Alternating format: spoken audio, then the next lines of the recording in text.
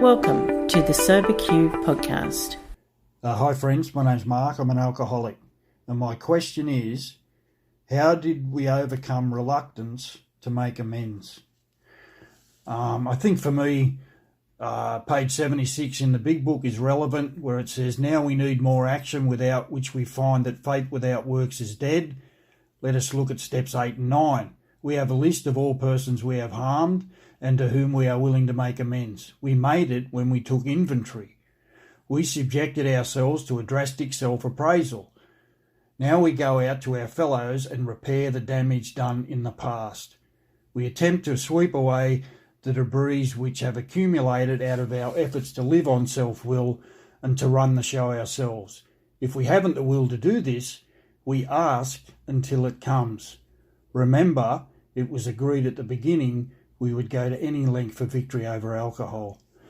Yeah, so for me, a huge part of step 9 is the step 8 preparation for making direct amends. And to overcome that reluctance, if I have it, prayer is a huge part. So I'm actually using prayer as a first response, not a last resort. Prayer is peppered all the way through the big book of Alcoholics Anonymous, particularly in the chapter Into Action. You know, basically it's saying that I can't fix self-will with self-will. I have to have God's help.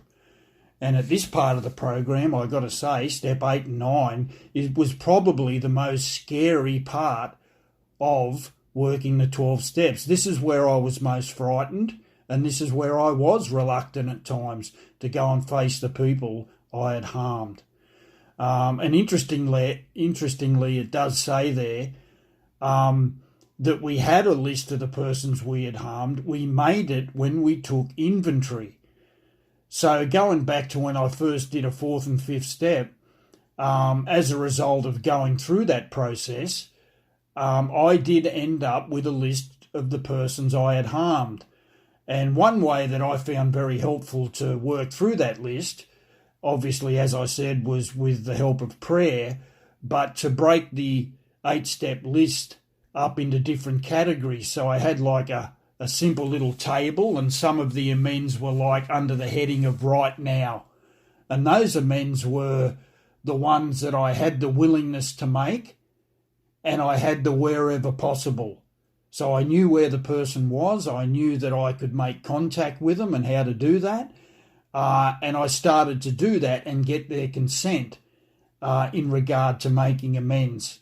I had another part of that list was, later I had people who I wasn't quite willing to make amends to at this stage, or I didn't know where they were or how to contact them. So they were sort of on the later list. And then I had another group of people who at that particular time I really wasn't willing to make amends to them because I was still too fearful and I hadn't forgiven them.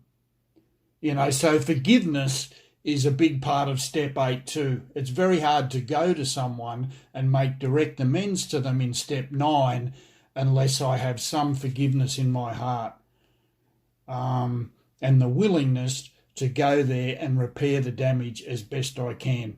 So prayer is a huge part of getting past reluctance and using prayer as a first response, not a last resort. Using that different categories in my 8-step list I found was helpful. And the last thing is, of course, getting guidance off a sponsor who has worked the 12 steps in their life and has some experience in, some of those traps if we're not careful when making amends, because there are definite traps there where I could make amends and it would only make matters worse. And I'm asked not to do that if my amends are going to harm others even more.